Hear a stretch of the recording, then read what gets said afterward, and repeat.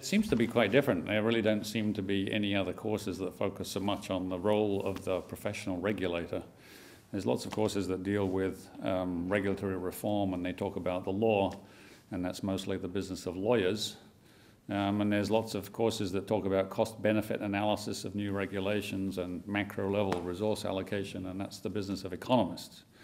But we really focus on the hundreds of thousands of people that stand between the law and frontline delivery of public protections, the regulatory profession, and that's what this course is about.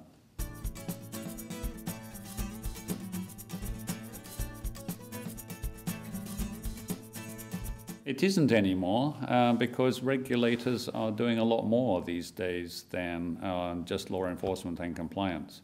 In fact, there's this old model called the legal model of regulation where the entire focus was on bringing compliance up to whatever the law required.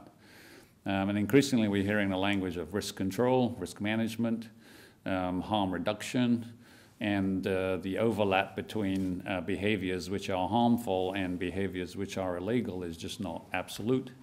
And that creates a huge dilemma for regulators. And the whole drift at the moment in advanced democracies seems to be towards emphasizing the expert model of regulation, focusing on risk reduction, and there's a much broader range of tools and methods available for that.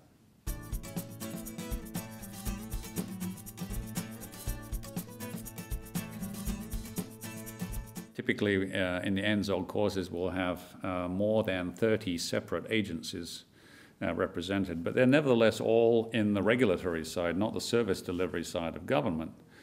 And they think that they won't get along and won't have much to talk about. It takes about an hour for them to realize that they have slightly different vocabularies, but really face a very common set of challenges, common set of aspirations, and political pressures acting on them are really remarkably similar.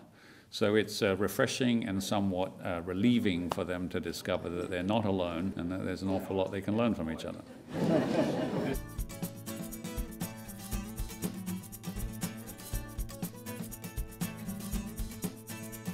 It is true. There have been a few.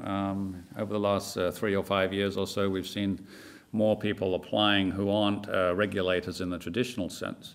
And when they apply, and they're coming from public health and from education and a variety of other fields, even the not-for-profit sector, we call them up and say, are you sure you've got the right course? And several of them say, well, yes, we think so. What we hear is that you are actually teaching operational risk management. And we are doing that too. For instance, they might be studying the cause of medical accidents in hospitals, adverse events, or they might be contributing to disease control in Africa. But they're not regulators in the normal sense, and they are absolutely in the risk management business. And if they tell us that story, they are welcome, because it's the same work.